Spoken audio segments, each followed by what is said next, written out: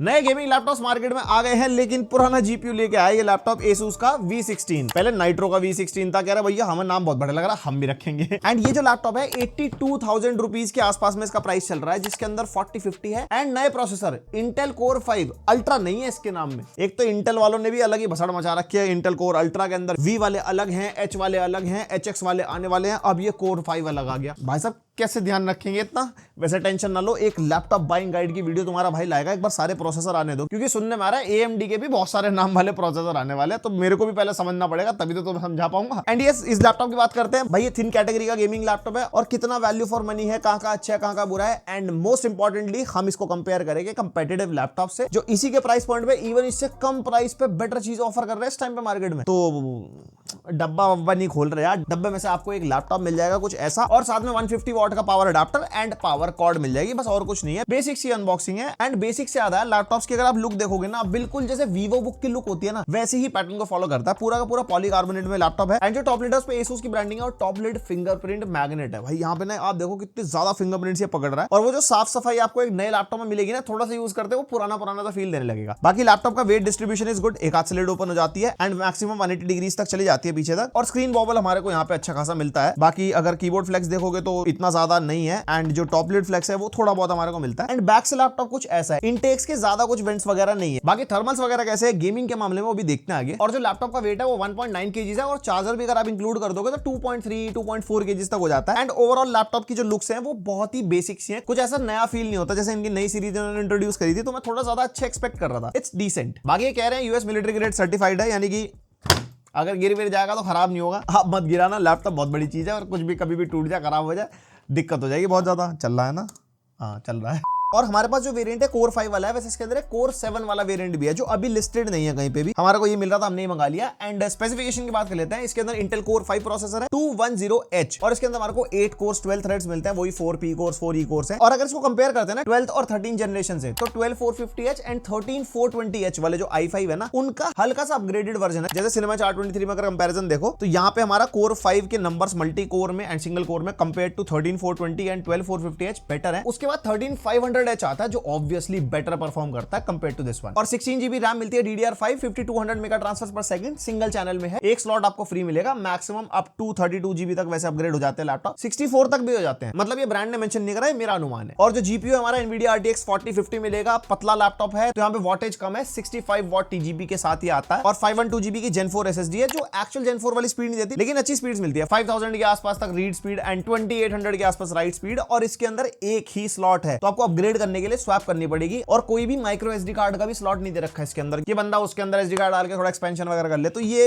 एक अच्छा खासा ड्रॉबैक है। और कनेक्टिविटी में Wi-Fi 6 एंड ब्लूटूथ वर्जन 5.3 मिलेगा। MS Office 2024 लाइफ टाइम के लिए मिलता है, जो कि एक अच्छी चीज है। एंड 3 मंथ्स का Xbox गेम पास, तो डे 1 पे जब लैपटॉप लोगे तो Xbox गेम पास के थ्रू गेम्स एंजॉय कर सकते हो। अब थोड़ी परफॉर्मेंस की बात कर लेते हैं। सबसे पहले सिंथेटिक बेंचमार्क Cinebench R23 के स्कोर है, Cinebench 2024 के नंबर आप देख सकते हो। Then we have Geekbench 6 for CPU, and CPU की परफॉर्मेंस यहाँ पे कंक्लूड कर सकते हैं, जैसी i5 का एक अपग्रेड वेरिएंट आप मान सकते हो, पुराने वाले जो i5 है। एंड इसके अंदर कोडिंग करनी हो, नो इश्यूज, म्यूजिक प्रोडक्शन वाले सॉफ्टवेयर चलाने हो, आराम से हैंडल कर लेगा, कोई दिक्कत नहीं आएगी। Then coming on to AI की परफॉर्मेंस, जिसके अंदर हमने Geekbench 6 का AI वाला बेंचमार्क निकाला, CPU पे भी और GPU पे भी। तो यहाँ पे dedicated GPU obviously better perform करता है, और DGPU वाला लैपटॉप है, तो आपको AI की परफॉर्मेंस अच्छी मिल जाएगी, कोई भी आप टास्क करने वाले हो अगले दिन। एंड ओवरऑल प्रोडक्टिविटी के लिए PC Mark 10 निकाला, 6000 प्लस नंबर निकल गया, यानी कि मल्टीटास्किंग में, डे टू डे टास्क में, या कोई भी आप ऑफिस वाला काम कर रहे हो, लैपटॉप कहीं पे टच से मस नहीं होने वाला। वैसे ओवरऑल प्रोडक्टिविटी के लिए क्रॉस मार्क का बेंचमार्क भी होता है, बट वो उसमें रन नहीं हुआ, अभी लेटेस्ट प्रोसेसर है शायद इसलिए। उसके बाद आ जाती है GPU की परफॉर्मेंस, जिसके अंदर सबसे पहले ब्लेंडर बेंचमार्क निकाला, 4050 है 65 वॉट वाला, उसके हिसाब से 2300 के आसपास नंबर निकाल के देके गया। एंड ब्लेंडर में BMW का रेंडर निकाला था GPU के थ्रू, जिसके अंदर 30 सेकंड्स लगे सिर्फ। तो यहाँ पे GPU की परफॉर्मेंस अगर मैं कंक्लूड करता हूं, तो एंट्री लेवल वाले आप जो भी टास्क करोगे, फॉर एग्जांपल आफ्टर इफेक्ट्स हो गया, 3D मॉडलिंग रेंडरिंग वाले टास्क हो गए, या अगर आप इंजीनियरिंग स्टूडेंट हो, आपको ऑटोकैड चलाना है, तो यहाँ पे वो लैपटॉप चलवा देगा। बाकी सब्जेक्टिव है, जितना बड़ा प्रोजेक्ट, जितनी ज्यादा लेयर, जितने ज्यादा टेक्सचर, उतना ज्यादा सिस्टम लैग करेगा। एंड उसी के लिए ही फिर 4060 4070 4080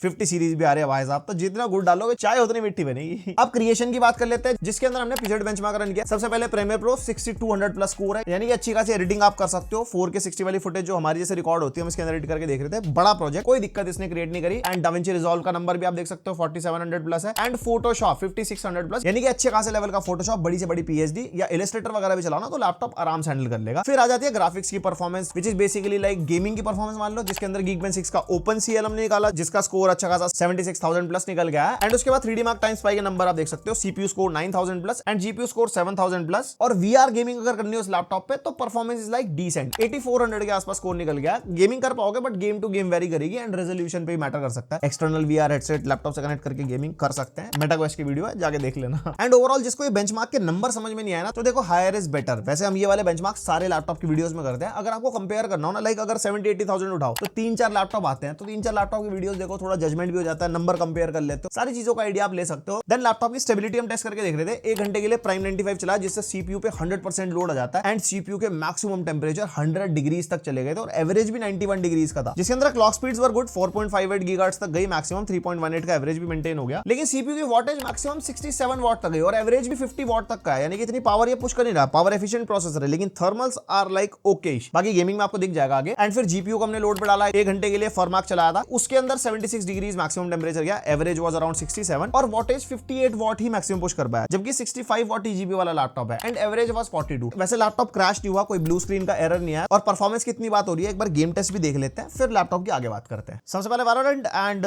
जैसी कोर i5 अल्ट्रा 5 टाइप की परफॉर्मेंस होती है ना, वही इससे मिलेगी। और हाँ, ये CPU इंटेंसिव गेम है तो CPU की परफॉर्मेंस पता लग जाती है इससे। एंड सारे गेम 1200p पे टेस्ट हो रहे हैं, यानी कि जो इसका नेटिव रेजोल्यूशन है स्क्रीन का। वेरी हाई सेटिंग्स पे CS2 टेस्ट किया। इसका GPU है भले कम वॉटेज वाला, लेकिन अच्छा परफॉर्मेंस दे रहा है, क्योंकि CS2 हमारा GPU CPU बहुत इंटेंसिव गेम है। एंड टेंपरेचर का आइडिया लगा लो, थर्मल्स बहुत ही डिसेंट साइड है इस लैपटॉप के, क्योंकि देख लो 25-30 वॉट तक ही मैक्सिमम जा रहा है और 88 डिग्रीज तक टच हो रहा है। और रूम टेंपरेचर हमारा 25 डिग्रीज के आसपास ही था। वो क्लॉक थोड़ी सी छुप गई थी तो मैंने कहा चलो ऊपर लिख देता हूँ। एंड फिर एल्डन रिंग टेस्ट किया, मैक्सिमम सेटिंग्स यहाँ पे FPS हमारे को 45-50 मिल रहे हैं। वैसे 60 FPS लॉक गेम है, हाई सेटिंग्स पे 60 FPS निकाल पाओगे। और जो भी GPU इंटेंसिव गेम है वहां पे CPU पे लोड आता ही नहीं, आपको आगे भी पता लग जाएगा, 20 वॉट तक ही जाता है। वहां पे टेंपरेचर्स मेंटेन रहते हैं। उसके बाद GTA 5 एनहांस्ड एडिशन, इसमें प्रीसेट्स मिलते हैं वेरी हाई पे, आराम से हमारे को 100 एवरेज FPS मिल रहे थे। फिर RDR2 टेस्ट किया, DLSS ऑफ एंड ऑन दोनों के अंदर ऑलमोस्ट सेम ही परफॉर्मेंस मिल रही थी। और COD ब्लैक ऑप्स 6 भी हमने ऐड किया था। मेरे को लगता नहीं है इस गेम को रखना चाहिए, बिकॉज ये ना बहुत ही हल्की गेम है, FPS अच्छे निकाल ही देती है। मेरे को बताना इसकी जगह कुछ और ऐड करना हो, मैं AC शैडोज सोच रहा हूँ ऐड करने की। उसके बाद साइबरपंक हो गया, अल्ट्रा सेटिंग्स पे यहाँ पे हमारे को रॉ परफॉर्मेंस अच्छी मिलती है, फ्रेम जनरेशन लगा के तो अच्छे FPS मिल ही जाएंगे, बस फायदा 40 सीरीज का ही मिल जाता है। फिर रे ट्रेसिंग की परफॉर्मेंस भी देख रहा था मैं, तो फ्रेम जनरेशन के साथ प्लेबल FPS मिलता है, विदाउट DLSS तो इतना बढ़िया है नहीं। एंड हॉगवर्ट्स लेगेसी टेस्ट किया अल्ट्रा सेटिंग्स पे, इसमें फ्रेम जनरेशन लगा के भी काफी कम FPS है, बट हमने अल्ट्रा पे टेस्ट किया। आपको सेटिंग्स थोड़ी कम करनी पड़ेगी अगर आपको 60 FPS निकालने हैं तो। फिर उसके बाद लास्ट ऑफ अस चेक किया एंड यहाँ पे हमारा अल्ट्रा सेटिंग्स पे इतने अच्छे FPS नहीं आ रहे थे, बड़े DLSS लगा दिया था, लेकिन फिर हमने हाई सेटिंग्स पे टेस्ट किया तो अच्छे फ्रेम रेट मिल पा रहे हैं। एंड फिर होराइजन फॉरबिडन वेस्ट, वही अपने 45-50 FPS मिल जाते हैं DLSS फ्रेम जनरेशन लगा के, नॉर्मली रॉ परफॉर्मेंस पे नहीं खेल पाओगे। एंड उसके बाद गोस्ट ऑफ सुशीमा, इसके FPS अच्छे निकल आते हैं, इस GPU पे भी अच्छा परफॉर्म कर रहा है। एंड मैक्सिमम मैंने नोटिस किया GPU मुश्किल से 55-56 वॉट तक जा पाता है, 65 वॉट तक पूरा किसी भी गेम में नहीं गया। उसके बाद हेलब्लेड 2, यहाँ पे हाई सेटिंग्स पे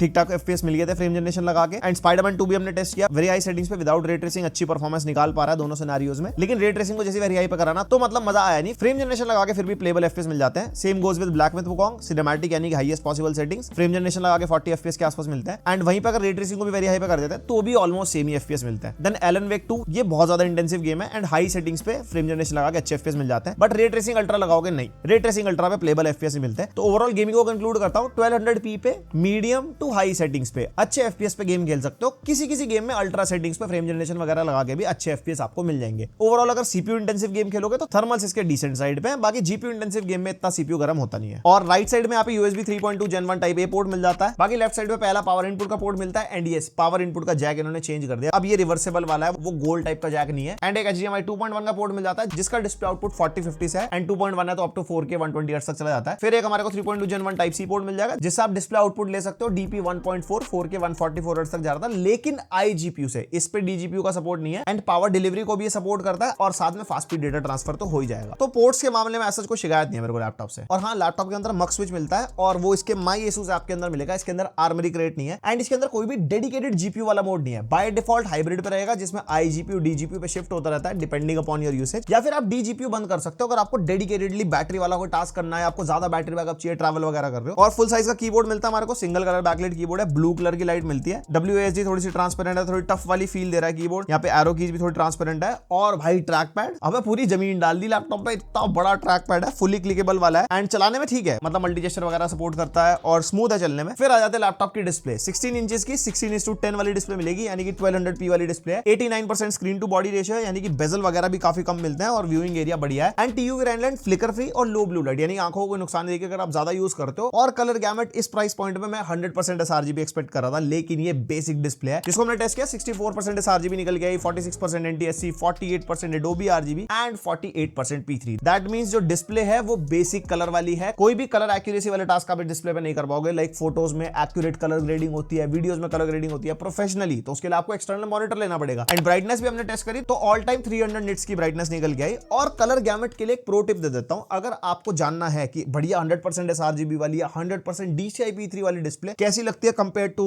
बेसिक 45% NTSC वाली डिस्प्ले, तो ऑफलाइन स्टोर पे जाओ, दो लैपटॉप्स रखो, एक 100% वाला, एक 45% वाला, तो आपको पता लगेगा कि हाँ भाई कितना जमीन आसमान का डिफरेंस है। और ये इसका वेबकैम टेस्ट है, माइक भी लैपटॉप का यूजर है, 1080p 30 FPS जो बेसिक स्टैंडर्ड बन चुका है।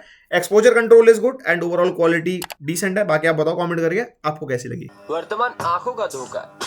Speakers are on a decent side, ना ही बहुत ज्यादा लाउड ना ही बहुत ज्यादा लो, हल्का सा थंब भी फील होता है, ओवरऑल डिसअपॉइंट नहीं करेंगे। और इस लैपटॉप में 63 वॉट आवर की बैटरी है, विच इज ओकेश, मतलब ज्यादा बैटरी बैकअप एक्सपेक्ट नहीं कर सकते। हम टेस्ट करके देख रहे थे, 50% स्क्रीन ब्राइटनेस, 100% पे स्पीकर थे, इसमें मल्टीमीडिया हमारा यूज हो रहा था, पावर एफिशिएंसी मोड विंडोज में से and whisper mode bye Asus app के अंदर से। और मक्स स्विच को हमने हाइब्रिड पे रखा था, जिसमें ज्यादातर लोग रखेंगे भी इस लैपटॉप को, एंड उसके अंदर 3 to 4 आवर्स का बैटरी बैकअप ये निकाल के देगा। Basic usage like multimedia, YouTube, browsing, software वगैरह थोड़े बहुत चला लिए, कोई भी हाई परफॉर्मेंस टास्क नहीं। बाकी आपके वर्क टू वर्क पे वेरी भी कर सकता है। एंड जो 150 वॉट का चार्जर आ रहा है इसके साथ, उसके साथ फास्ट चार्जिंग मिलती है, 30 मिनट्स में 50% चार्ज हो जाता है, लेकिन फुल चार्ज होने में 2 आवर्स अप्रॉक्स लगते हैं, बाद वाली चार्जिंग थोड़ी स्लो होती है। तो ये हो गया पूरा review Asus V16 gaming laptop का। एंड ये लैपटॉप 83,990 84,000 का आज की डेट में, जिस दिन वीडियो बना रहा हूं। आगे पीछे कम ज्यादा हो सकता है, वीडियो लंबी सालों साल चलती है, लैपटॉप के रेट बाद में कम होते हैं। आज की डेट के हिसाब से बताऊं तो मेरे को ये लैपटॉप एक्सपेंसिव लगा अकॉर्डिंग टू इट्स ऑफरिंग। नया लैपटॉप है, ऑब्वियसली टाइम लगेगा प्राइस कम होने में, क्योंकि अगर आप आज की डेट में लैपटॉप देखो 73,000 रुपीज में लॉक मिल रहा है, जिसके अंदर 12450HX है। ऑब्वियसली प्रोसेसर थोड़ा सा लो परफॉर्मिंग है इसके कंपैरिजन में, बट 4050 105 वॉट वाला मिलता है, उसके अंदर 100% sRGB वाली डिस्प्ले मिलती है। Battery is almost the same, इसके अंदर 63 है और 60 है, तो इतना डिफरेंस नहीं आता। हाँ, एक चीज का डिफरेंस आएगा, lock is 2.4 kgs, this is under 2 kgs, तो वो वेट वाला डिफरेंस है। तो अगर आपका टारगेट गेमिंग या ज्यादा बेटर GPU परफॉर्मेंस है या फिर अच्छी डिस्प्ले है, तो definitely lock is a good option. और अगर आपको प्रोसेसर, GPU, डिस्प्ले सब कुछ ही बढ़िया चाहिए और 85,000 तक आप खर्च रहे हो, 84 का तो ये भी है ना, तो Lenovo का ही लॉक मिलता है 13450HX के साथ, जिसका प्रोसेसर ताबड़तोड़ है कंपेयर करोगे अगर इससे मल्टी कोर में। सिंगल कोर में थोड़ा सा नीचे है।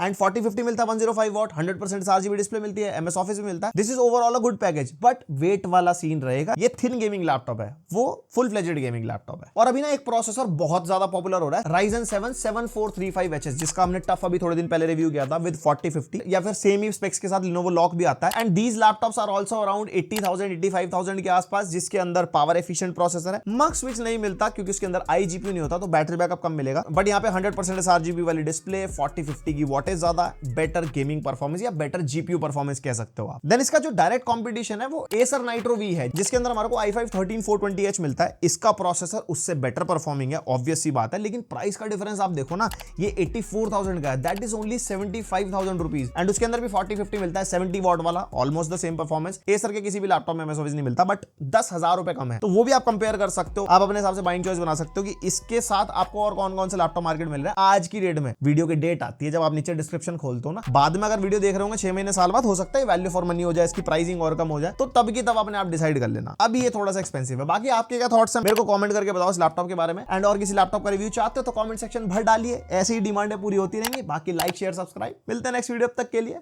बाय।